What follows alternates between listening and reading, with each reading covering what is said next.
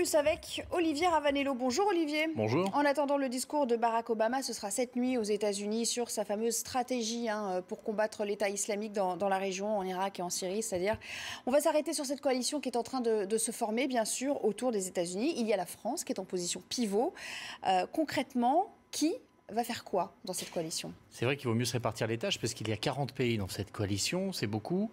Une coalition qui a déjà fixé son objectif politique, qui va être réaffirmé lundi lors de la conférence de Paris. Surtout éviter que cette intervention ne ressemble comme une intervention occidentale, voire même pire, une intervention pour aller aider les chrétiens, une sorte de croisade.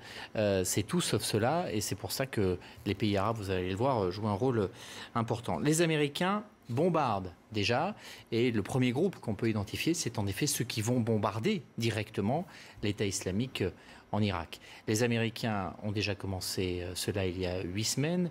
Près de 150 sorties ont déjà eu lieu et autour de ces Américains, eh bien, vous allez trouver la France qui va s'engager et aussi la Grande-Bretagne. Les Américains ont déjà 800 conseillers militaires sur le terrain. La France aussi, il y a des membres des forces spéciales qui sont déployés pour localiser, pour cibler les objectifs à atteindre et pour permettre au bombardement d'être le plus précis possible. Il y a ceux qui vont se contenter de livrer des armes.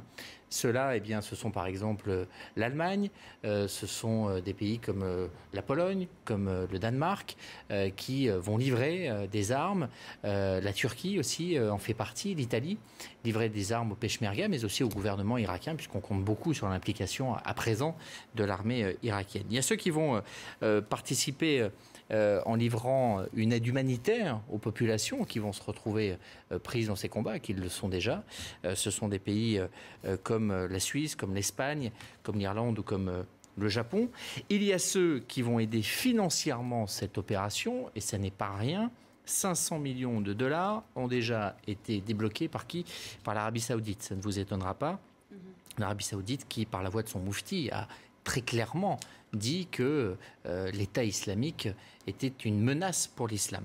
Et puis il y a tous ceux qui vont apporter une aide logistique sur le terrain. Pour l'essentiel, ce sont les pays des monarchies du Golfe qui vont devoir être confrontés à une décision toujours épineuse pour eux, franchir ou non le pas d'une intervention. En général, ces pays-là ne veulent pas participer à des interventions militaires contre d'autres pays arabes. Pourtant, il leur arrive de déroger à cette règle. Le Qatar avait participé au bombardement sur la Libye. Et là, vous voyez que Bahreïn, le Qatar, les Émirats arabes unis sont directement concernés. Et c'est absolument fondamental pour la bonne suite des opérations. Alors évidemment, la question qui se pose, c'est d'où vont partir maintenant ces actions? Qui aura le leadership aussi? Là, il ne devrait pas y avoir de grosses surprises, a priori. Non, le leadership est évidemment américain. On sait même que cela va se concentrer sur une base qui est à Doha, au Qatar, puisqu'il y a là ce que les Américains appellent un CENTCOM. Vous savez que les Américains, un peu comme l'Empire romain, ont divisé le monde en des grandes zones d'où ils contrôlent leurs opérations. Donc il y a un centre de commandement qui est en Allemagne, à Rasmussen, pour tout ce qui concerne l'Europe et la Méditerranée.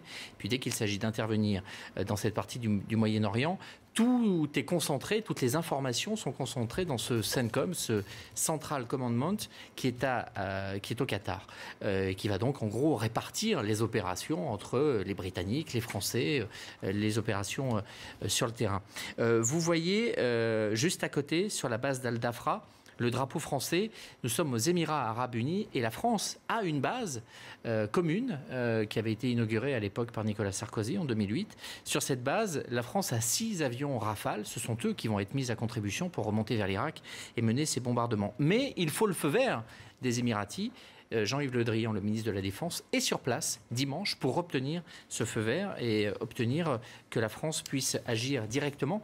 La France qui aura quand même un problème sur cette opération, c'est d'arriver à tenir sur la longueur. Il faudra ravitailler ses avions en vol et ça, on n'est pas très bien équipé pour cela. Merci beaucoup.